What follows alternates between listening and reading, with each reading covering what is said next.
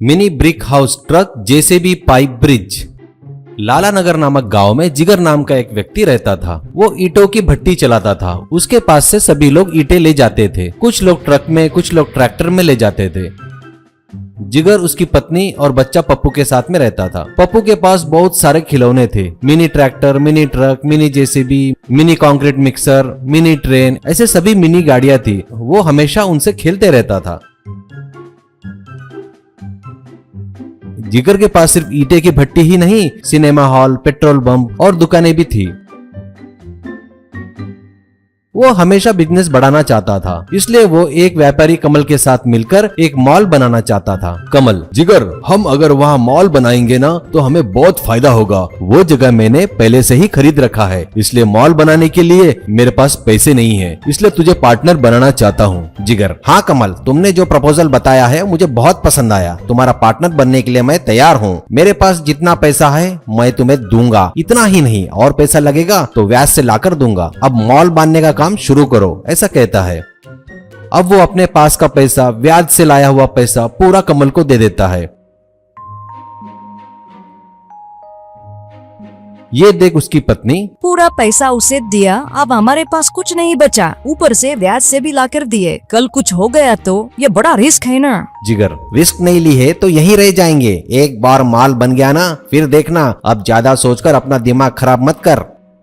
अचानक एक दिन कमल को किसी केस में पुलिस पकड़ लेती है और उसे 5 साल की कठिन कारावास की सजा सुनाती है। अब वो जेल में ही दिन गुजारने लगा।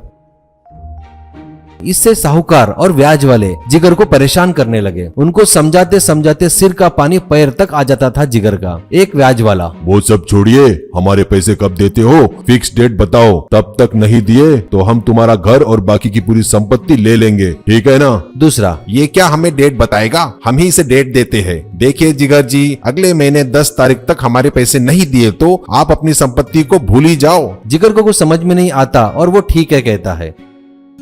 जिगर की पत्नी: कैसे जी, इतना कर्जा कैसे चुकाएंगे? और कमल के पास जो पैसे फंसे हैं वो कैसे अपने हाथ आएंगे? हे भगवान, अब हम क्या करें? कहकर दुखी होती है। ये देख पप्पू भी दुखी होता है। एक बार पप्पू अपने रिमोट बोट से पानी के पास खेल रहा था। वो नाव इधर उधर घूम रही थी। उतने में 2 लिलीपुट्स नाव को पकड़कर बचाओ बचाओ, हमें बचाओ ऐसे चिल्ला रहे थे। पप्पू रिमोट से नाव को किनारे पर लाकर उन दोनों को किनारे पर खड़ा रखता है।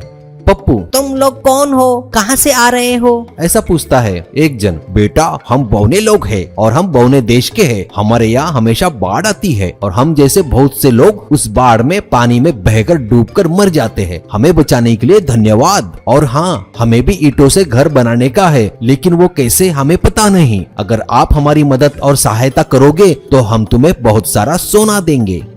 पप्पू: सोना क्या? अगर वो सोना लाकर मैं अपने पिताजी को दिया तो हमारी सारी तकलीफें दूर हो जाएंगी। ऐसा सोचता है। ठीक है, मैं तुम्हें एक गांव बनाकर देता हूँ। पहले तुम्हारा देश कहाँ है मुझे दिखाओ। ऐसा कहता है।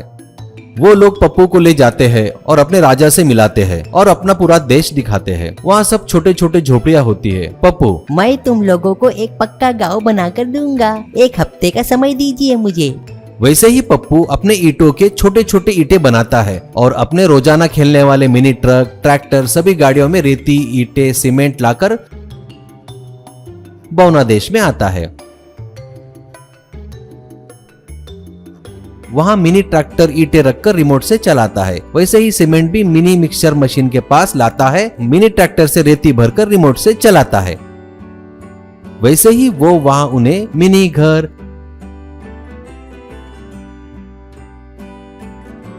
Mini dam, mini pipe, mini bridge सब बनाकर देता है। ये देख वो लोग बहुत खुश होते हैं। अब वो लोग पप्पू को कुछ बोरियां भरकर सोना देते हैं।